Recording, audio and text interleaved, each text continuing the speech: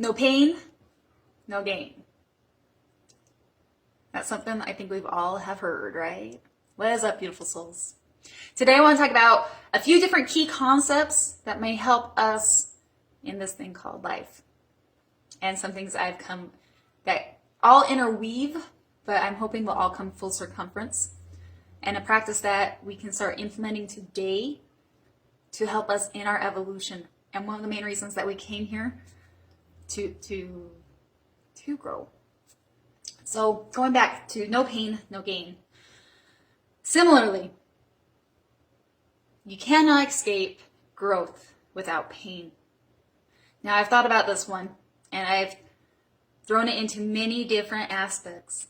And the point being is that if we are not feeling any kind of discomfort, we are probably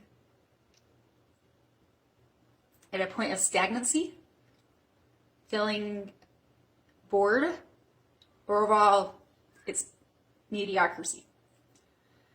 In order to feel happiness, we also have to feel the sadness, right? It's these contrasting polar opposites that permit us the ability to do this fluctuation. And if we resist it, then we find ourselves in that middle scale, which is not growing and being very stagnant and being stuck. So that means, ultimately, if we go into any endeavor, any relationship, pursue any passion or dream, we need to be receptive and willing to accept pain, being uncomfortable. And what's the best way to do that? Well, I advocate often, we have to have non-attachment. Well, what does non-attachment mean? I think we get this misconstrued. We think that if I am not attached, that means that I can easily release and just let things be. But it doesn't mean it is easy, actually. Non-attachment holds the hurt. Non-attachment holds grieving. But it's much different than attachment, because when we attach, we latch. We work in every essence of our being to prevent something from happening. We go into our codependencies.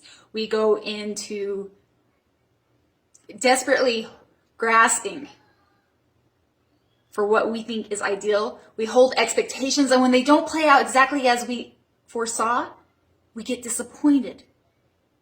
Attachment is making excuses for the external resources, people, relationships to maintain what you're hoping.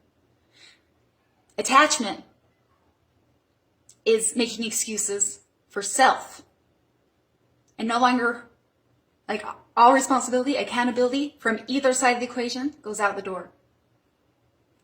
With non-attachment, we release the thought of how it's going to play out. Yes, you can foresee like this or something better, but then you release the attachment to how it plays out. Furthermore, with non-attachment, we also accept that there may be some disappointment, heartbreak, or grief associated with it. Now, that's all almost easier said than done.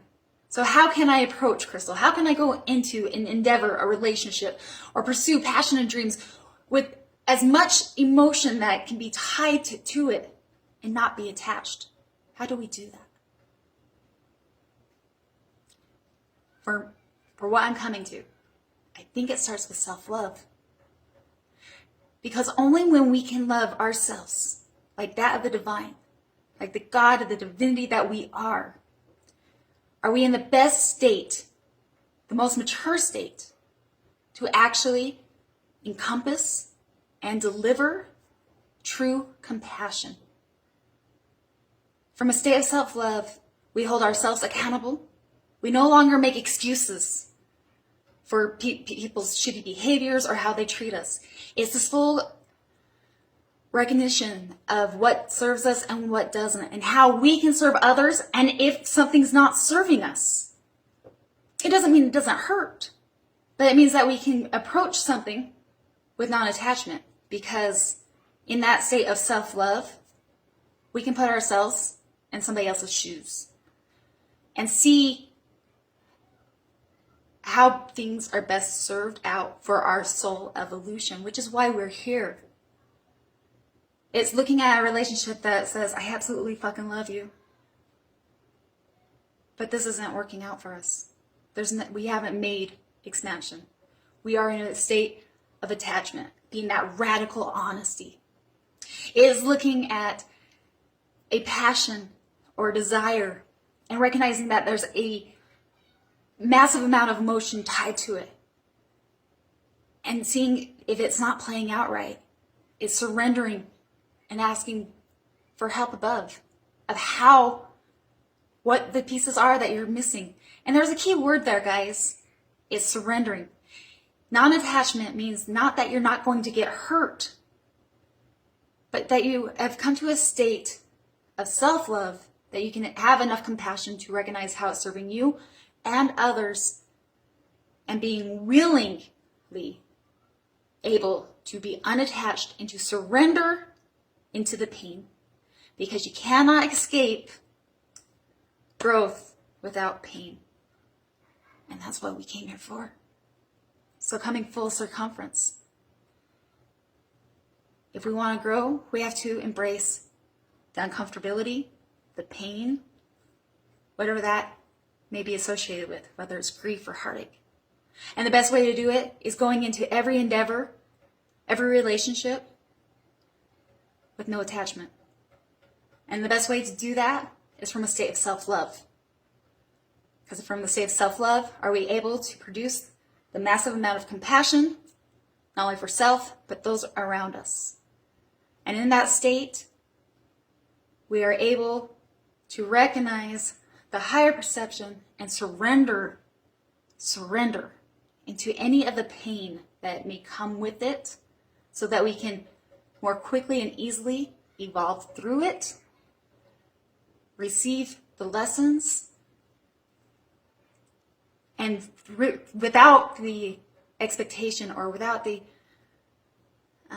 constriction of trying to keep something from the attachment, we can progress more smoothly onto the next endeavor of our life.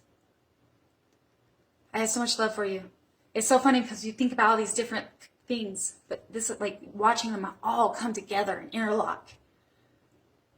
So as always, you'll hear me preach very often. Everything starts from a state of self-love.